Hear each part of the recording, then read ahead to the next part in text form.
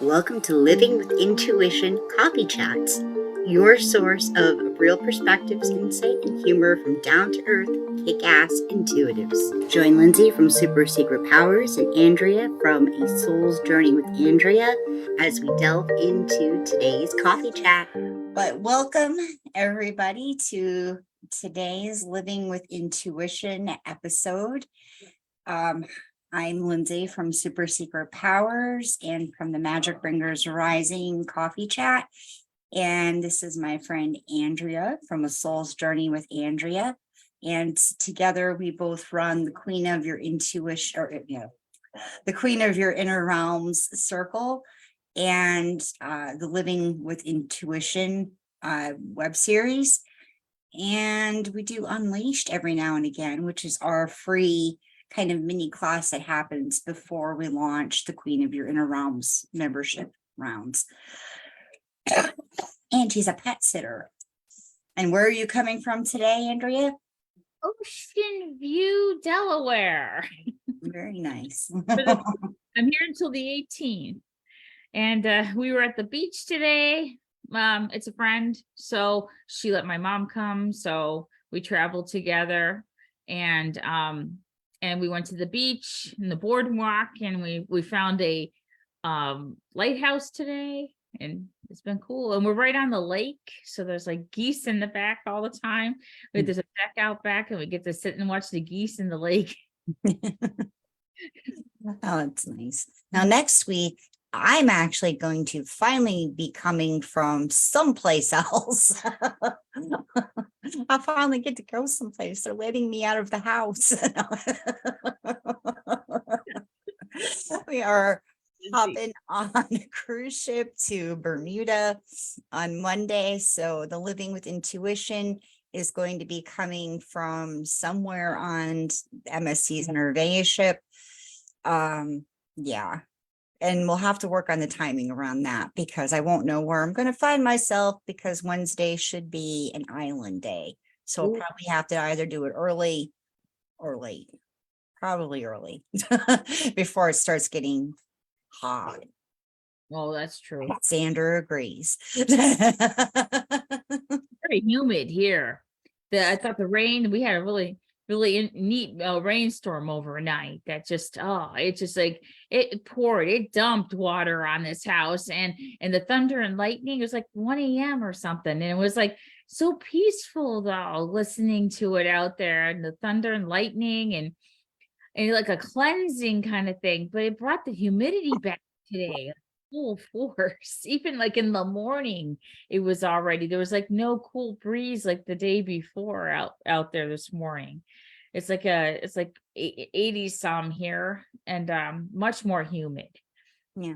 It's actually kind of cool here today, and we've had some clouds. It's like a nice day. It's like, oh, okay, it's not 1,000,000 degrees out. Thank you. Thank you for going away, summer. Waves are getting stronger. I think Lee is coming up the coast, and it might be affecting us this week. That's why we wanted to do everything in the beginning of like our week, because we just got here yesterday. So we want to get it over with so that we didn't miss out on it in case it rains like, halfway through the week. So we did all our busy stuff and today, and so we'll be settled. And that is definitely how we have to plan next week. With Bermuda, the hurricane is going to be like well past by then, but I have a feeling there's still going to be like lingering storm system stuff going around. So yeah, it's gonna like the whole thing. Sorry, my dog is being a butthead. He was trying to stick his head in the garbage can. But the whole thing has this like underlying theme of let's go and find out. So it's gonna be interesting in that sense. But kind of does actually speak to what we want to talk to today, though. Today our topic is listening and relying on intuition. And we don't have any like quick steps or tips or anything like that, because like I was saying in yesterday's video that I was just doing by myself, Dogs barking, right? It's the tips and the hints don't always speak to the living experience of something like this, especially since we don't all get to talk about what we experience on the inside when it comes to intuition and it comes to something that isn't just, you know, the church version of religion kind of thing. You really have to feel like you have to find the right people in order to be that open and that transparent and feel a little weird when you do it. And it's part of the reason why we're here, trying to open up these conversations. So I know for me, there's a couple ways that I know I use it. I absolutely use it on purpose, and a whole bunch of ways that I use still unconsciously, but I still kind of rely on. So the first way is definitely I do a daily check-in of some sort. I mean, it used to be a little bit more of a formal practice where I'd sit and I'd write things down. He got a paper towel out of the garbage can because I'm talking. I love Hershey. And this is Andrew. Oh, But lately, especially if I'm like way on top of like what I'm doing mentally, and I could actually keep things in my head. If I'm in one of those modes, I don't have to be so formal and write it all down and but like when I get up and I'm making my breakfast and I'm making their breakfast and I'm just like going over the plans in my day and just kind of extending that little intuitive radar out, going like, is there interruption today? Or is this nice peaceful flow? And I've really learned to trust that. I mean, trust that even in extreme situations. Like it's the day of having to go to court for something, for the old custody issues that I used to have. And I'd be like, all right, calm down. Is there even going to be an actual hearing today? Or is this just going to get moved or talked out beforehand?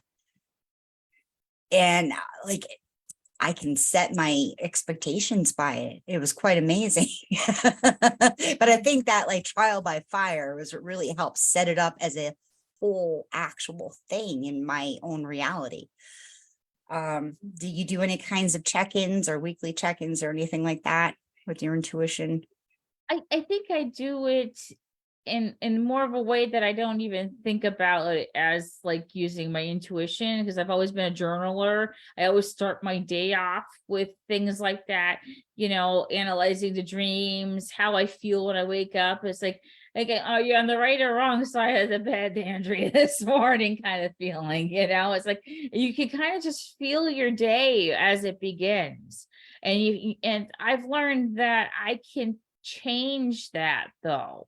It's like if I wake up in a bad mood or something goes wrong right away, I can stop and take a look at that and say, how can I choose differently now? And try to tweak it just enough to let it go a different way a little bit more, and maybe salvage it so it's not a total loss of a day. Yes. Because I mean, when I was younger, like my 20s was full of those days where it would start out bad and end worse because I would just spiral downhill because of it. And I just go with that flow instead of trying to change it. Yeah. And it would flow like differently so that it would be positive in the end. You could be proud of yourself that, wow, you came out of that pretty good today, Andrea. Yeah. Yeah. Well, Those are the kind of moments I like because, you were paying attention and you were feeling into it more, and it right. becomes automatic now, I think I just do it. I don't think I sit there and say, Andrea, Right. now, well, what's your day going to be like, but in the beginning, you kind of have to. That's why you journal. That's why you think about things like that, because you want to get on that consistent track of feeling into it so that it's automatic, more or less, Yeah. And it being present with your near immediate actions. because I find that, I mean, it sounds very technical, but it isn't. It's just like, do I have any appointments today? Right. Okay, there's one. Isn't it like, is it important? Am I going to get what I need out of this? I feel like I'm going to have to be like very transparent. Like, I can't go into the doctor's office and be like, I have some aches and pains. Today, it feels like I have to get my point across. All right, all right, all right. Maybe I need an extra cup of coffee this morning so I can get there. Then past that, ooh, just feels like freedom. All right, okay. Let's go. Because it certainly helps me know how to manage my own energy and know where I need to focus. And it gives me that kind of just flowing confidence of saying like, yeah, I got this. I got today. I Yeah. got today. Maybe I still can't wait to go back to bed and maybe I could have used another hour, but you know what? I'm going to make the most out of my time while I'm up and the most out of, the business hours that I have to do what I want to do. I want to do. And that's the other thing I want to do. Another way though, that I use intuition is certainly in my work blocks. And it sounds a little woo woo and a little crazy, but it's just my way of opening up to more creativity, but like focused creativity. And so like I don't necessarily set a timer for a work block. Some days I have to, other days I can just go, and when I'm done, and that's it. And I can move on to something else. But I will sit there and I will think about, like, let's say content. I'm trying to make sure I have the right piece of content for the day, that I'm keeping people notified about things that are going on in the business.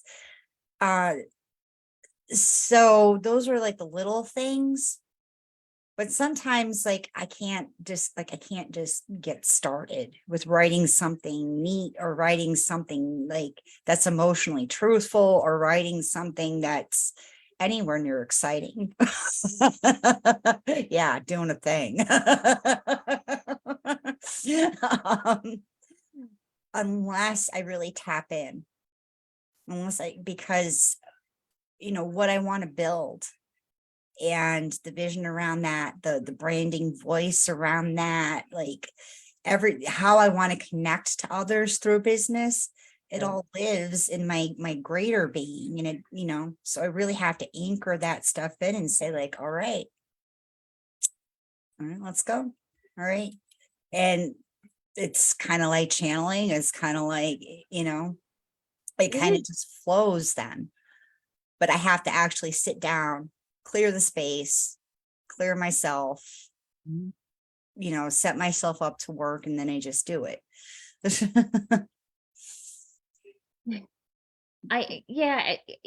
kind of just flows with me though. I don't really have to sit down and just be with it, as I'm the kind of person that observes. And it just came to me now that even as a counselor, I always got praised for how I observe the classrooms, how I observe the kids, the teachers, the parents, and I'm able to give them advice based on how I see things unfold. And I think I used my intuition with that stuff a long time before I even realized it. And I still do it with house sitting, because I when I live in somebody's house, it's the same thing as when I would be with clients, because I'm one-on-one with a client. I'm one-on-one with the dog. The house is empty and it's just me. There's not this hectic world around them. Just like, teachers are hectic, parents are hectic, the homeowners here are hectic. And I see things differently from a different view. And I think I sink into it more, and I observe these things, and then I go back to them and give them little tidbits here and there, like, this might work better, or that might work better, or this was even broken in the house or something, or I just come up with things that I just see that they missed because that's their world and they're just swirling around in it. And here I have the time and energy to put into evaluating their house in a way, or the classroom back then, or whatever, and giving a different perspective to the same thing they see every day. And that is total intuition. That is something that I sink into. And whether I'm concentrating on it deeply or not, it doesn't really matter with me. It's just who I am and how I radiate out there, and I bring it back in. And that's like the information is just, I just compute that way, and Well, I think it's pretty cool that way, that it can be that kind of service to people. I know you were saying that you really use it when you are meeting new pet sitting clients and all that, and how it helped you develop a whole other process. Yeah. Well, when I first started, I didn't even think I was going to be professional full time with this. It was a hobby for a long, long time. And so it's like you go into these places and you think you have an idea of what you're looking for and where you want to stay and the kind of animals you want to sit with, and you feel out the owners and everything. But then you get into these situations where it's not maybe the safest place for you to stay, or it just feels like it's wrong. And it's gotten me to the point where I've had enough little things happen like that, or a couple big things too. Like, no, warning, danger, Will Robinson, danger kind of thing, So it's like now I have a questionnaire that I put out. I have a whole format of a welcome letter I send out so that they know what they need to know. I know what I need to know before I even do an in-person meet and greet. And I can look through that. And like, I had one not long ago that was like, oh, we have 3 dogs and lots of cats. And I'm like, what is lots of cats? Or herd. One whole room full of cats. So you want to be a rescue place and you want to get your license. So lots of cats is like you have a cat rescue. Yeah. I'm like, do you realize that I charge by the animal? Oh. And I'm like, yeah, and I don't usually go over 5 or 6. That's like my limit, just because it's safety. I want to give them all the proper attention. I want to be good to them and, be able to manage it and not have a stressful life. This is my passion and it's not really a job to me. And I don't want to be so overwhelmed by all these pets that I'm not having fun anymore either, and then things get out of control and somebody gets hurt or something. And I'm like, no, I don't think that I'm a match for you. I'm sorry. It's like, you can't, I can feel into these things. And I'm like, and that's when I know they ask more questions and like draw it out of them, because I think you're hiding something. I think you don't want to say, you don't want to pay the full price. You don't want to, treat me for my worth. And I understand that. And so I know my worth and I don't need to have you as a client because of that. And I've gotten really stern with those boundaries over the past couple of years, because I've seen how I've let money slip away because I was too nice, or I got myself in jams and didn't know how to say no. And I should have. And then I had a miserable time. And so now my questionnaire kind of helps me stay accountable and not, be too nice, be professional to not only to them, but to myself, because I owe that to myself to respect me enough to say no to some of these and not put myself through that hell. Why? Well, yeah, I mean, sometimes the message isn't necessarily even like danger, or like these are horrible people, but sometimes that bad feeling or the feeling of this is feeling sketchy is sometimes when you just need to be in your boundaries more strongly Right. in order to be able to deal with something in an effective and healthy way. I'm not afraid to speak up now and ask those extra questions and and get to the bottom of why I feel a certain way. And if I can't get to the bottom of it, then it's definitely a no. And if I don't like the answers I get, then it's definitely a no. I mean, I had to really really get strict with myself on those boundaries, because I mean, it just got out of hand in the beginning because I was just too nice to everybody. But once I got sunk in, and a couple of those big things were those warning signs and made me come back in and see how I have to treat myself too. It's like, this is what you want to do. This is what you love to do. Let's make sure you're having the best time and you're all safe and you all feel comfortable. No cameras are on your bed. Like the one house, they wanted me to sleep on Oh, the that is creepy. an eye opener.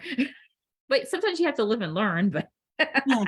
Well, but I even use it in my own client sessions and in like the booking process and everything like that, because I usually set my intentions for my Akashic, my one-to-one Akashic sessions before they go on, or before like we go live together, not like live like on Facebook, but live in Zoom call.